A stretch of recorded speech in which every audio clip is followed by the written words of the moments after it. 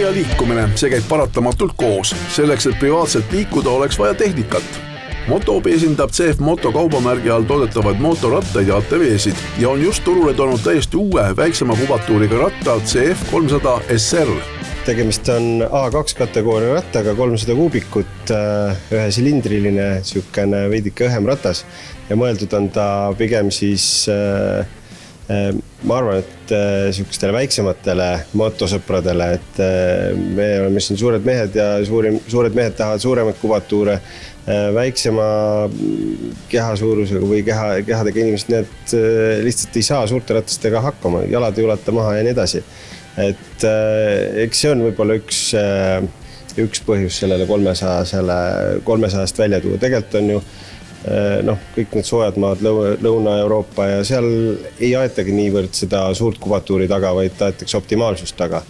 Ja eks ta on siis säästlik, teda on kerge ja lihtne juhtida, võtab vähe kütust, mugav käsitleda ja näeb atraktiivne välja. Ise oleme me seda nüüd mõned päevad siin proovida saanud, mõned 100 kilomeetrid ja ausalt öeldes 300 kuubikulise ratta kohta on päris üllatav, et kuidas ta liigub.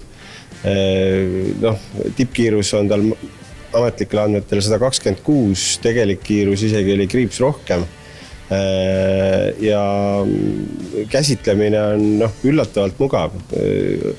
Kartsime natuke seda ühesilindrilist, et äkki on liiga palju vibratsiooni, siis uskumatu täiesti mõnusalt suriseb täitsa siukese minipaigi moodi, väga kihvt on sõita. Kuna CF Moto on Aasia turul KTM-i komplekteerija, siis on seal CF-i ratastes kasutatakse KTM-i know-how'd.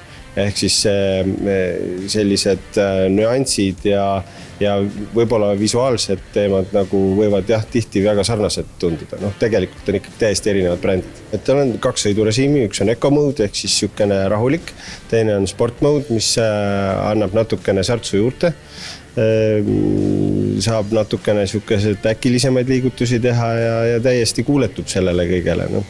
Informatsiooni, mis kuvatakse siis sinna näidikute blokile, selle bloki markeering on TFT armatuur, seal siis on ta valgustundlik ehk siis vastavalt päikesevalgusele või siis kui õhtul väga pime on, et siis ta muudab ise automaatselt oma eredust, saab backgroundi valida. Teine ratas, mida tasuks ära märkida, on poole võimsam, GT 650.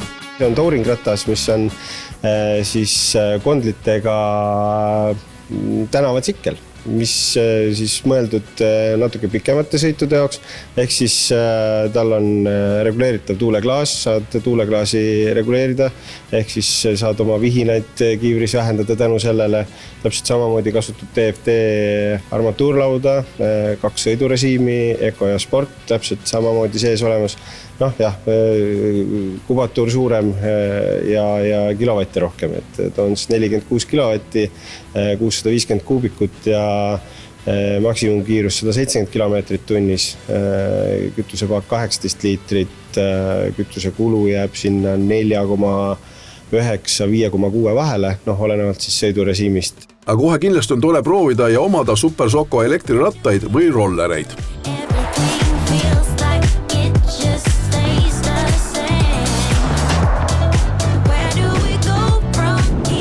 Tegelikult Super Soko on juba päris hästi turul vastu võetud. Müüme teda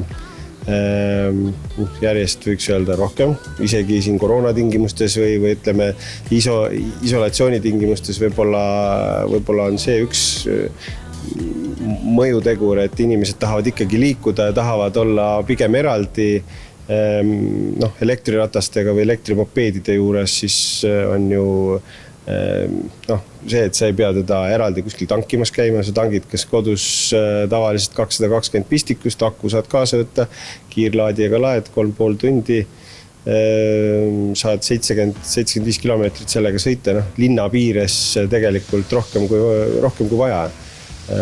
Osadel mudelitel on võimalik topeltakud lisada sisse, saad kuni 140 kilomeetrit ühe laadimisega sõita. Kui me räägime noortest, laadimise hind, keeruline arvutada, aga ta jääb sinna 20 ja 40 eurosendi vahele, on täis laadimistsükli maksumus, ehk siis sellega saad sõita 70 kilomeetrit umbes.